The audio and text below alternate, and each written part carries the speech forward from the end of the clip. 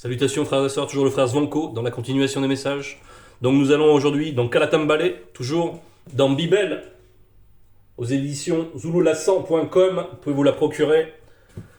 Ce sera un très bon investissement. Il y a d'autres rouleaux aussi. Tout est fait pour éveiller véritablement les consciences, pour comprendre le sens de l'existence, pour comprendre les enjeux de la spiritualité authentique, du pourquoi de tout ce que nous vivons. Parce que, voilà, quel intérêt de vivre juste comme ça, charnellement, de s'en aller dans l'invisible. On croit à des promesses sans vraiment vérifier. Non, là, c'est la pure vérité. Là, c'est la doctrine sans tache, sans aucune altération. C'est la pure vérité, tout simplement. Donc, nous avons cette possibilité d'aller nous ressourcer dans ces rouleaux. Et nous allons le faire là communément. Nous allons aller dans D'aller, encouragement. C'est sous-titré encouragement. D'aller, c'est Pierre dans les Bibles falsifiées. Et d'aller ici, ça commence au verset 16. Et le titre, c'est Appel à vivre saintement. Appel à vivre saintement. Et donc, D'aller va nous procurer des conseils, nous exhorter, nous encourager. Et nous orienter, nous guider aussi. Et nous allons aller directement au verset 16 qui nous dit « C'est pourquoi tenez-vous prêts à agir, gardez votre esprit en éveil. » Tenez-vous prêts à agir, gardez votre esprit en éveil. Donc déjà 2 conseils. Donc qu'est-ce que c'est ?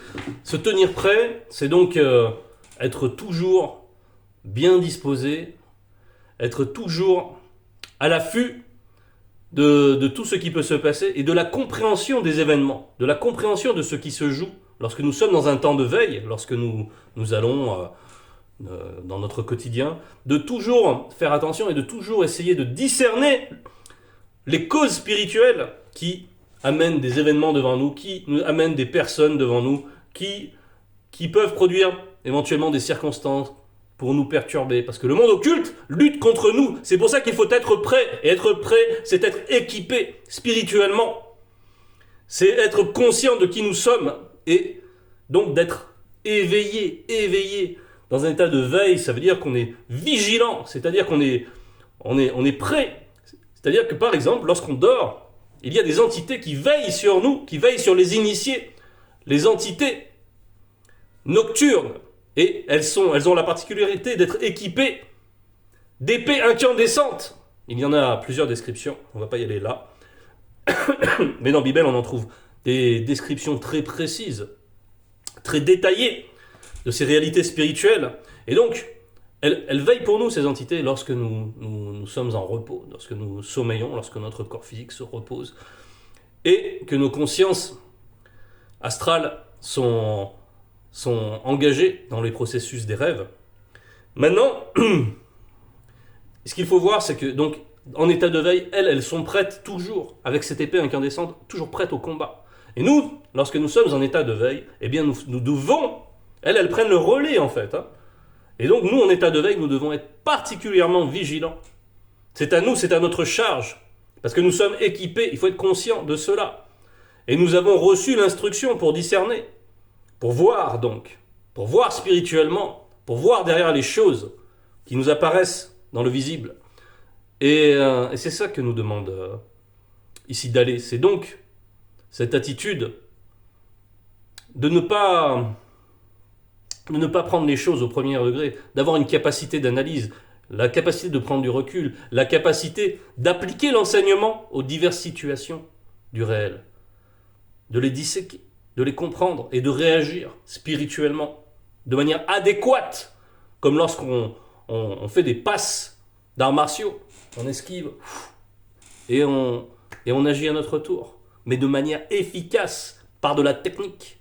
Eh bien, c'est ainsi que nous devons être disposés, de toujours agir avec sagesse, de toujours s'assurer que, tiens, mais qu'est-ce qui se passe là ? Pourquoi j'ai affaire à telle situation ? Et de se dire, ah, mais attends, et de référer à Bible, de référer à tout ce que nous savons de la vie de nos patriarches, de leur expérience, et d'agir selon leur exemple. en fonction des conseils qui nous ont été donnés, dans Moulangwedi, par Mon Mon, dans Bialabamunia, ces proverbes. Voilà. De se rappeler de toute cette substance et de tous les conseils, de ne pas céder à des travers, à des occasions de chute. C'est ça être prêt donc. Et ensuite, Dalai nous dit, mettez toute votre espérance dans le don qui vous sera accordé dans Jokisabe et le deuxième, quand Jokisabe et le deuxième apparaîtront spirituellement avec quelques-unes de leurs saintes entités dans la condition du non-visible qu'après la grande consommation. On nous parle de ce don, ce don-là, c'est le salut. Mais en attendant, on doit mettre toute cette espérance, c'est-à-dire que on doit mettez toute votre espérance vers ce salut, c'est-à-dire qu'on doit avoir comme priorité, ça va permettre de relativiser les autres événements qui vont se dérouler dans le visible durant notre existence ici-bas. Ça va nous permettre de nous distancier par rapport à tout cela. Parce que on va mettre ça au regard des promesses qui nous sont échues, de tout ce que nous avons reçu et de tout ce que nous sommes appelés à recevoir. Et les petites choses, les petites contrariétés du quotidien, la facture, tout ça, ça va glisser. Ça va pas nous atteindre, ça va pas pénétrer, ça va pas commencer à gêner notre marche. Non, parce qu'on sera bien équipé, on était bien prêt, bien disposé. Attends, on va aller dans la prière, on va gérer ça. Tiens, ma femme, allons dans la prière, c'est certes une mauvaise nouvelle, mais remettons tout cela à tête et hop, on passe à autre chose. Et on n'est pas perturbé, et on reste dans la joie, et on reste, voilà, dans la paix. Et dans tous les fruits de l'esprit. Verset 17, obéissez au verbe de Loba, et ne vous conformez pas aux désirs que vous aviez autrefois, quand vous étiez encore ignorant. Cette ignorance-là, donc c'est l'ignorance des ténèbres.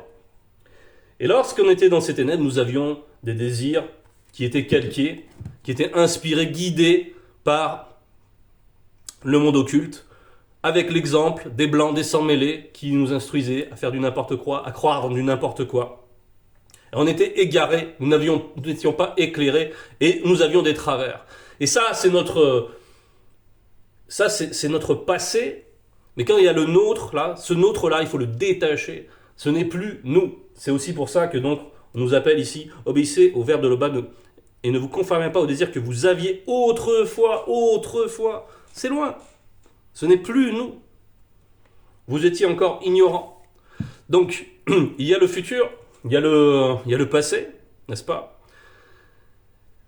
En droit, par exemple, on parle de résilier un contrat, c'est pour le futur. Et sinon, on parle de résoudre un contrat, c'est ôter les effets passés. Donc ça, c'est l'effet de la grâce qui nous enlève les obligations qui nous retenaient par rapport aux mauvais désirs et donc au monde occulte.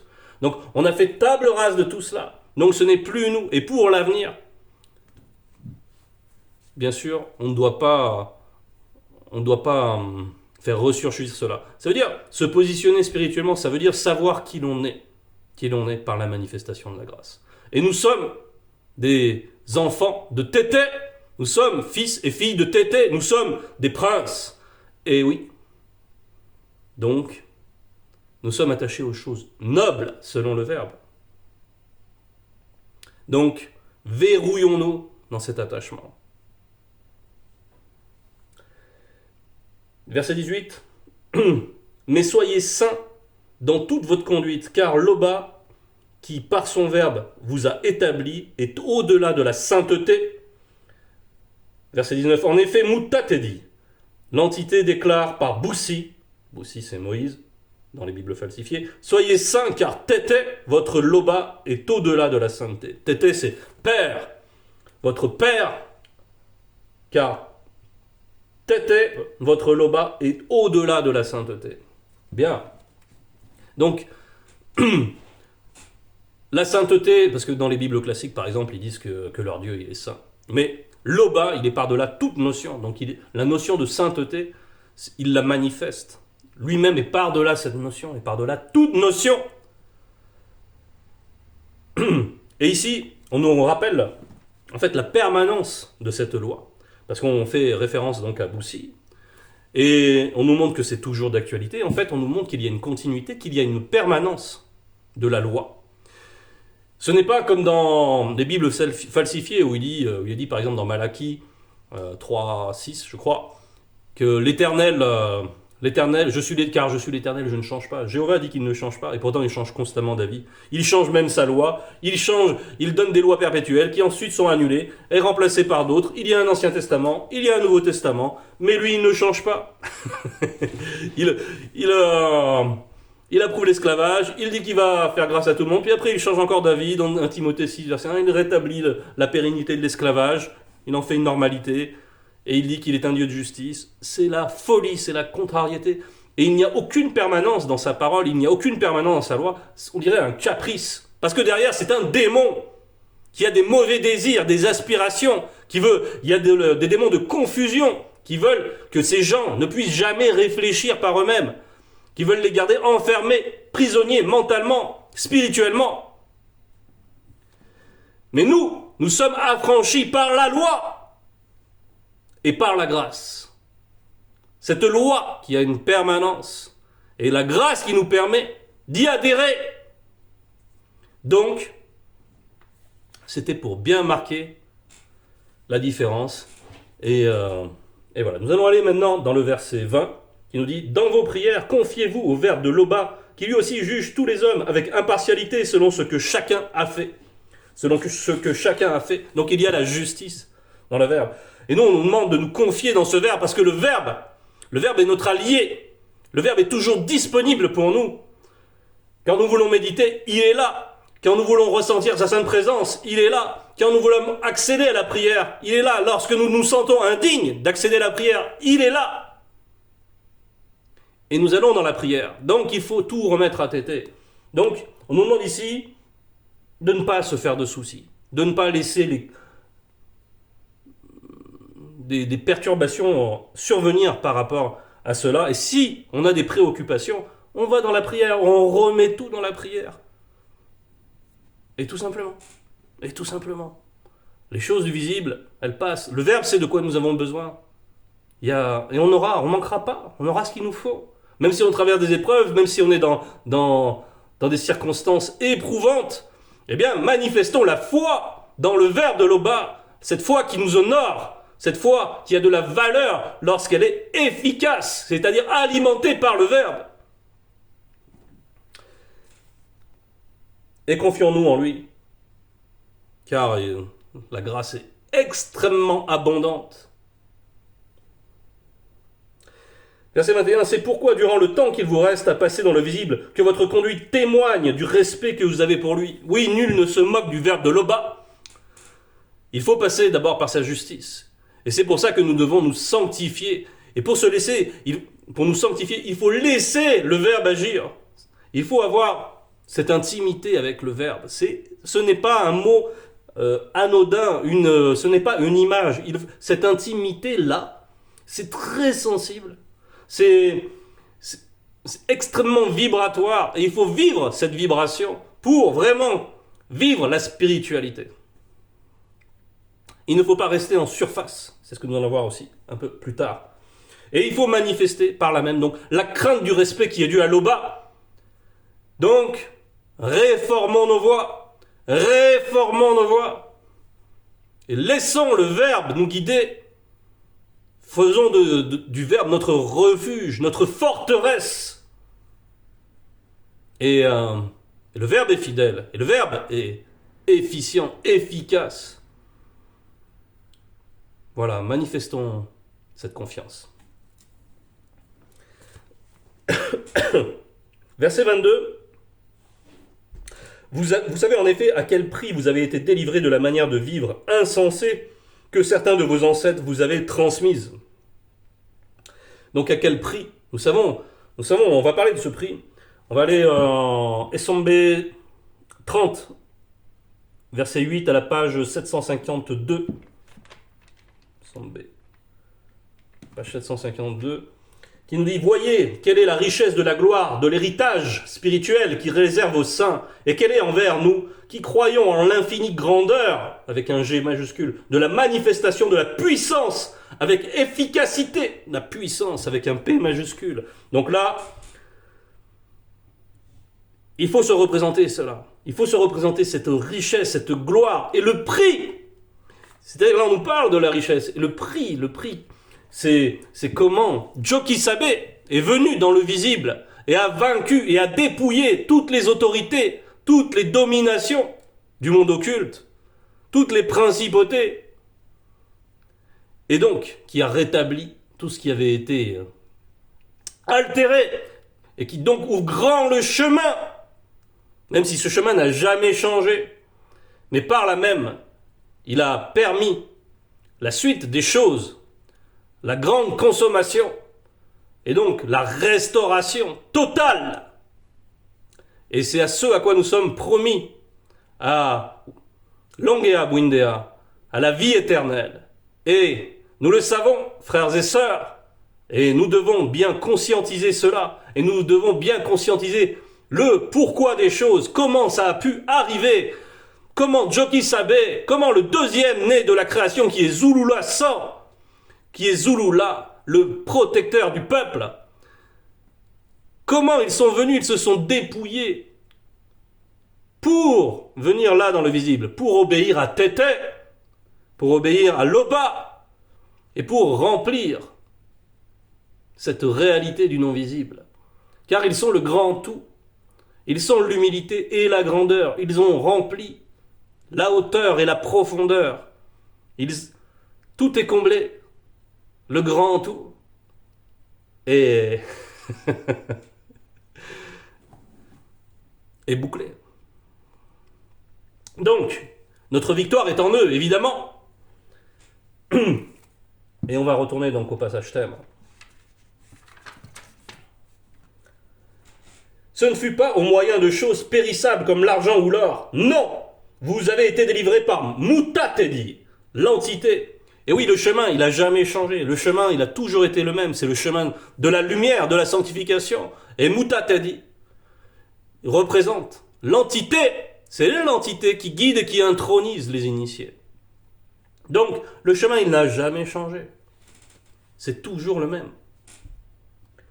Loba n'avait pas destiné Jokisabe avant la création du monde. Avant la création du monde, comme certains corrompus le disent, à savoir que Jokisabe sauverait tout le monde par son sang.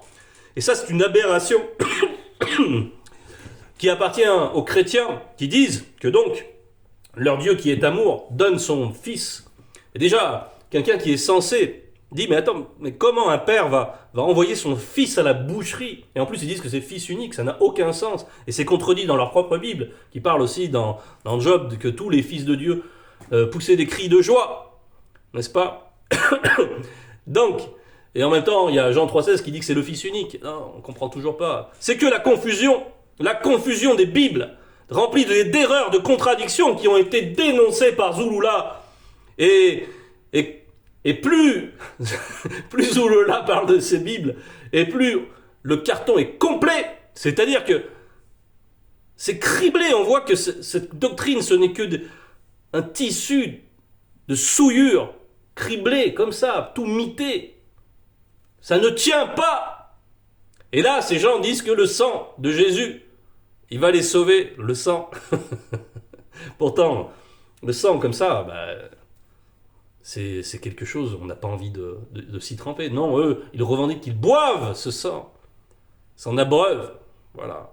Et ils croient en un Dieu qui donc livre les enfants, comme il a demandé à Abraham de livrer son fils unique. Et puis après, il s'est marqué dans la Bible qu'il ne tente lui-même que dans Jacques, que Jéhovah, il ne tente personne. Il ne tente ni n'éprouve personne. Pourtant, il a tenté, il a éprouvé Abraham pour savoir, comme s'il n'avait pas la possibilité de savoir. D'ailleurs, si on éprouve quelqu'un, c'est pour savoir. Est-ce que vraiment il va faire telle ou telle chose? Donc ça veut dire que donc Jéhovah est limité, qu'il ne peut pas savoir, qu'il est obligé de mettre à l'épreuve pour savoir. Or nous, Loba, et par-delà tout cela, Par-delà même la notion de l'omniscience. Donc, gloire à Loba, l'unique créateur, qui est par-delà toute notion, toute réalité, par-delà même la non-existence. Voilà, tel est le créateur véritable. Oui, frères et sœurs. Donc, c'en est fini de ces doctrines de mensonges, celles qui sont aux prises, celles qui enferment les chrétiens. Donc, si quelqu'un passe ici, écoute ce message, va écouter Zulu Lassan, il va te démontrer, pourvu que tu sois sincère, tu pourras pas faire autrement si vraiment tu recherches la vérité, si vraiment tu aimes la vérité. Tu viens à Zulu Lassan, c'est spirituel, c'est une loi. C'est ainsi. C'est acté ainsi. C'est lui la porte dans notre temps.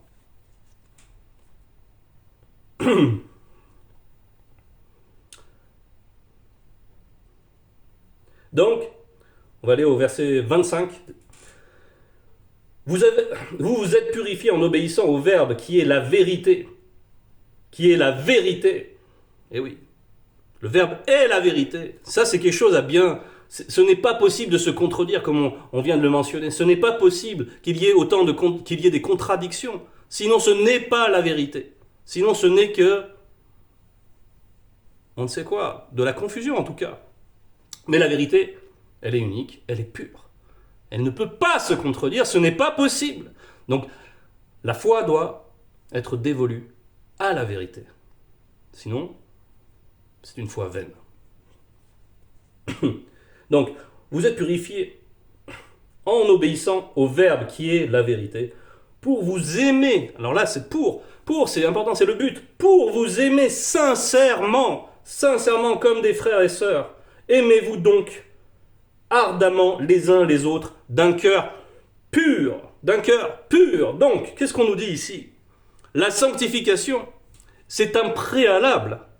Il faut arriver à un certain degré de sanctification pour vivre la pureté de cet amour. Il faut donc vraiment avoir réformé ses voies, vraiment avoir laissé le Verbe agir en nous, avoir fait la place. Et pour laisser le Verbe agir en nous, on renonce à soi, on renonce à des mauvais désirs. Et c'est le Verbe qui prend cette place et qui nous donne la capacité et qui produit en nous des fruits.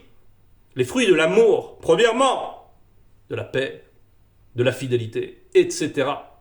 Et ils sont nombreux ces fruits. Et ils sont bons et délicieux. Et ils sont l'effet de la grâce. Donc, et ensuite, on peut se tourner avec une réelle affection vers les frères. Là, on peut vraiment aimer ses frères, quand on les voit, quand ils progressent, quand ils grandissent dans le Verbe, quand ils le manifestent, quand le Verbe les inspire, on reconnaît, on voit, et ça procure de la joie, et nous sommes dans la symbiose, dans l'amour, et nous sommes un. Donc, la sanctification est essentielle pour vivre cette dimension de la conscience collective, de l'amour fraternel. Il est à la racine, la sanctification est à la racine de cet amour. Donc, il faut aller en profondeur, frères et sœurs. Verset 26. En effet, vous êtes nés de nouveau, non de père mortel, mais grâce à une semence immortelle, avec des majuscules, grâce à la parole vivante de Loba. La parole vivante de Loba. Et là, on nous parle d'une semence, et donc, on parlait il y a peu de profondeur, on va aller dans Essombé 41, verset 44.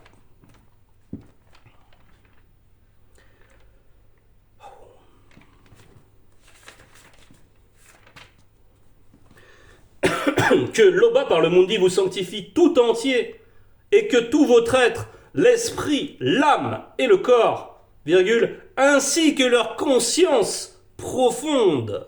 Et là, il y a un ajout qu'il faut considérer avec attention, ainsi que leur conscience profonde. On nous parle de la profondeur de l'amour. Soit conservé irrépréhensible lors de l'avènement spirituel de Joki Sabe et du deuxième dans la condition du non-visible qu'après la grande consommation. Donc, ainsi que leur conscience profonde. Ça implique donc d'avoir cette intimité, d'avoir déjà cette réelle intention, cette réelle sincérité. Et puis ensuite, cette intimité. Cette sincérité, ça va nous amener à vouloir faire des efforts, vouloir réformer nos voies, mais en sachant très bien que c'est le Verbe qui va aussi agir, qui va fortifier nos volontés. Notre agir et notre volonté va être soutenu, fortifié, et ça va nous rendre capables de dépasser certaines choses, de quitter certaines choses, de réformer nos voies réellement. Et donc il faut vivre cette profondeur dans la sanctification. On retourne donc à notre passage thème.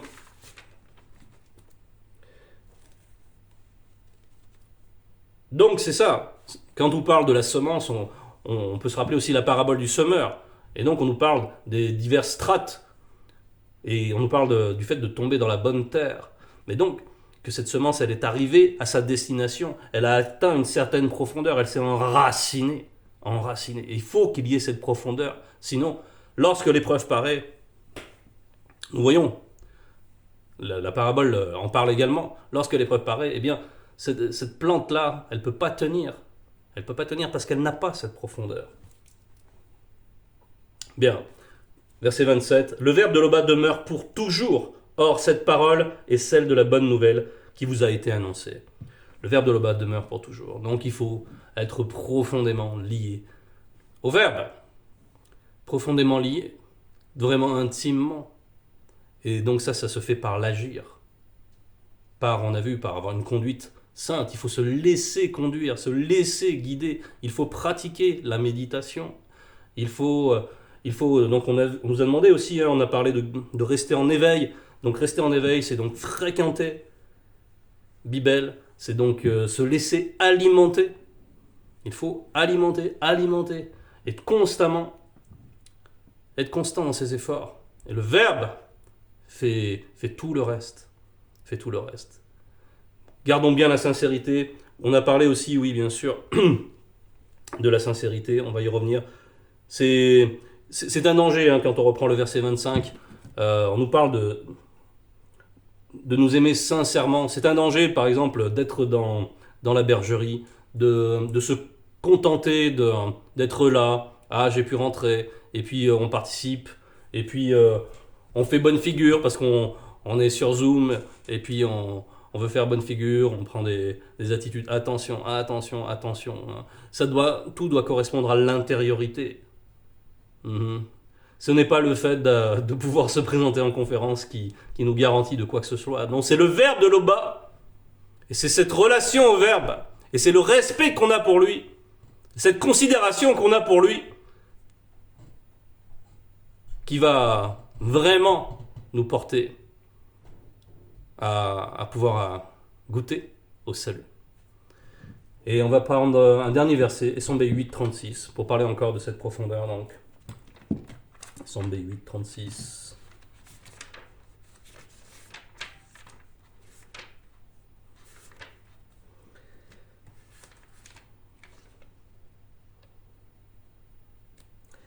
Car j'ai l'assurance que ni la mort, ni les déchus, ni les dominations des démons, ni les blancs et les sans-mêlés, ni les choses présentes, ni les choses à venir du visible, ni les puissances des démons, ni la hauteur, ni la profondeur, ni aucune autre créature ne pourra nous séparer de la manifestation de l'amour de Loba, manifesté aux deux fils, manifesté avant la non-existence.